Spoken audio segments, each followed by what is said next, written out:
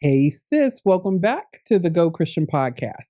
All right, part of the work of a woman in ministry, part of the work that we have as pastors, ministers, elders, if we are leading a church or if we have a registered ministry, then what there is for us to do is make sure that we're following all the rules and regulations when it comes to registration with our state as well as federal regulations. So, on today's episode, I thought I'd take a few minutes and do a little tutorial, take you through the process for registering your church or ministry with the BOI, along the rules for the beneficial owner information that is being required by the federal government. Stay tuned. It's time for the Go Christian podcast, where we equip women church leaders with practical tools to enhance their ministry and personal lives. Join us as we explore productivity, money management, and spiritual growth strategies. Get ready to ignite your passion and impact your community. Welcome to the Go Christian podcast with Reverend Dr. Xeturah Woodley. Now, you know I always like to start with the scripture, so I'm going to go ahead and start with today's scripture. Matthew 22:15 through 22. Then went the Pharisees and took counsel how they might entangle him in his talk. And they sent out unto him his disciples with the Herodians, saying, Master, we know that thou art true, and teachest the way of God in truth. Neither carest thou for any man, for thou regardest not the person of men.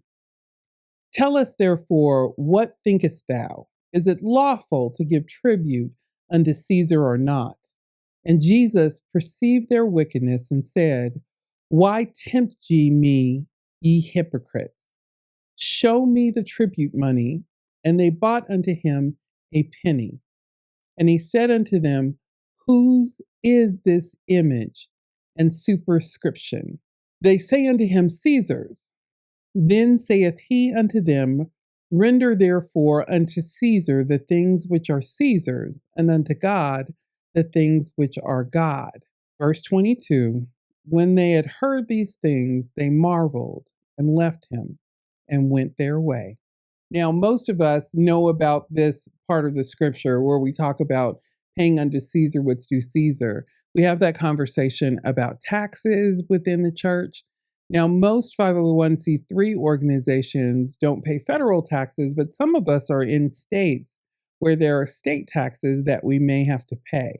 So in New Mexico, for example, we have to make a distinction every single month whether the income that came into the church, the donations were, if the donations or the money we made for the month was taxable or not taxable at the state level. And then there is federal recognition of our church and organization. It's what we submitted the 501c3 paperwork for, right?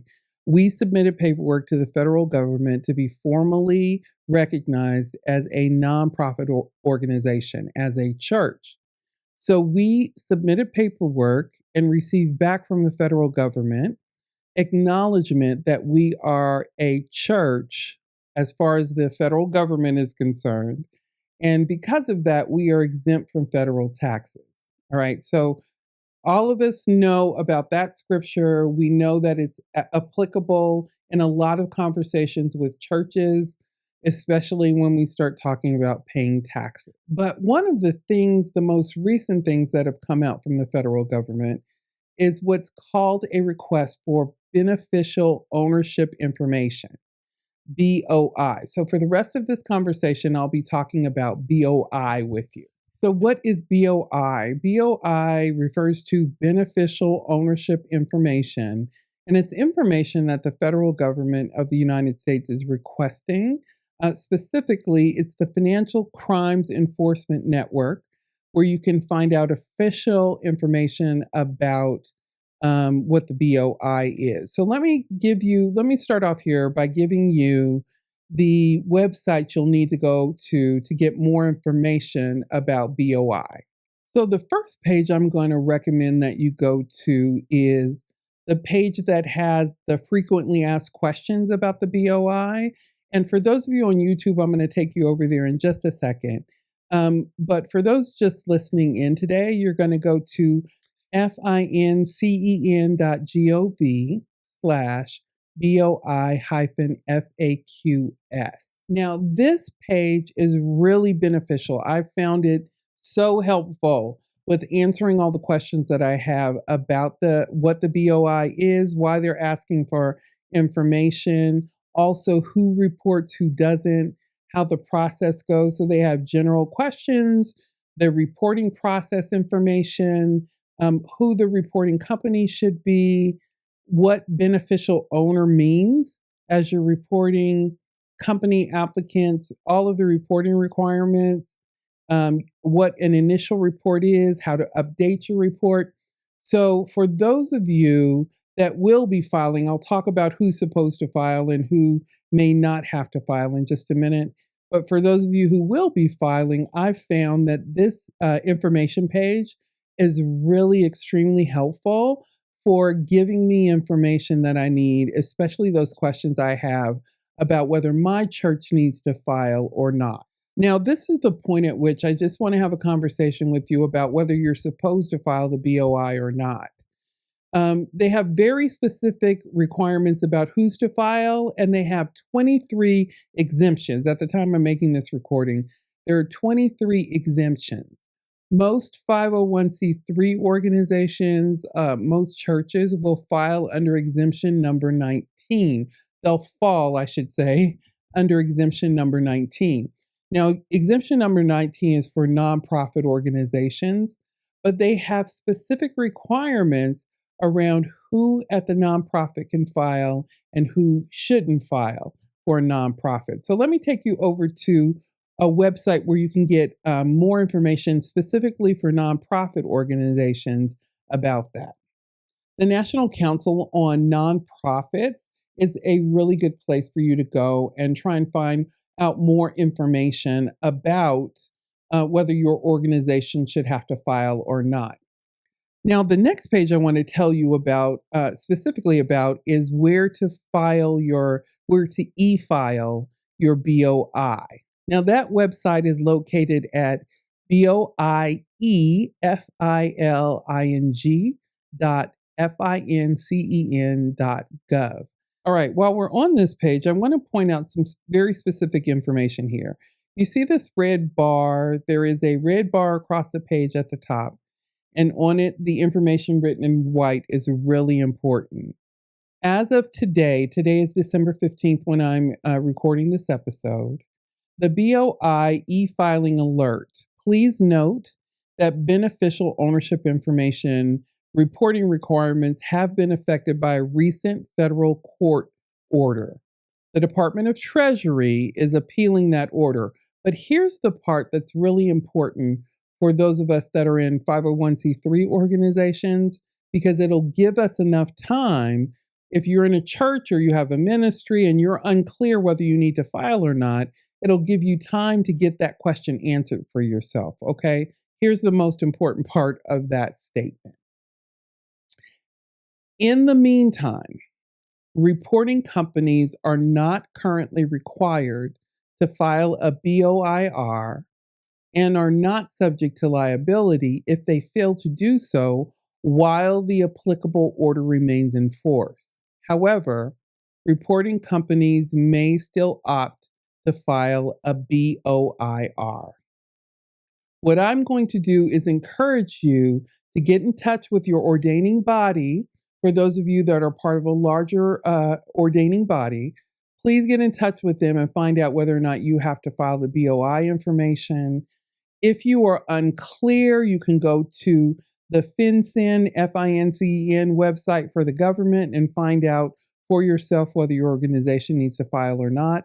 What has been discussed is that among those of us in religious organizations is that those of us who have that letter from the federal government that says we are a recognized 501c3, we're exempt under exemption number 19. We're exempt from having to file the BOI information. However, a lot of ministries have not gone through and filled out the paperwork, filed for formal 501c3 status. Those organizations do have to file the BOI information. That's why it's really important for you to go to those websites to follow up with your ordaining body to see whether or not your specific ministry and your specific church needs to file the BOI. Okay, so even though the deadline's been pushed back, I'm going to step you through the steps just in case your organization, you find out that your church, your ministry has to be registered. I'm going to take you quickly through the steps of how to do it e-filing because it really is simple. So here on the BOI e-filing website, we're going to choose File Online BOIR. So for the report, there are 5 different tabs they're going to have you fill out. One is filing information. On this tab, it's whether you're doing your initial report, if you're sending in a correction, you're updating a report you gave, or your newly exempt entity. You're going to click which one is applicable to you, read the privacy information, and then when you click next, it'll take you to reporting company. So the next tab is reporting company. Request to receive a FinCEN ID if you haven't already done so. If this is your first report you're putting in, you're going to ask for that to be sent to you. You're going to enter the legal name for your company. You're going to enter your EIN number. And from this point forward, you should be able to just follow through on the tabs, clicking next as you go. The final tab is about submitting your information. So if you are a pastor and you want to do this information yourself, the contact person will be you. Otherwise, it'll be whoever you've deemed in the church to be responsible for filing this. And once you submit it, you'll be emailed and they'll let you know that they received your information. All right, and that is it for filing BOI information. Now, again, if you are a 501c3 organization, you have that letter from the IRS, you've included all the information they need, then you should not be required to do it. But I want you to check with your ordaining body, check with the BOI filing system. They have a help page and contact information. Check with your attorney. Just check and double check. Make sure you are to fill it, or if you're not, and if you are to fill it out, you can wait for now, or you can go ahead and voluntarily turn it in right now. Now, I've turned in the information. I turned it in back in the spring for Go Christian Center, just in case. Again, you make the determination for your ministry, what will be best for you. And that is it for this episode of the Go Christian podcast. As we're coming up on the end of the year, I hope that you are finding time for yourself, sis, in the midst of all that's happening around Christmas. I know that churches and ministries get really busy around the holidays. Please find some time for yourself, find some time for your family, find some time to just take care. Listen, our donation pages are available and ready for your donations. So if you're looking for a place to donate at the end of 2024, Go Christian Center of Albuquerque is a great place to donate.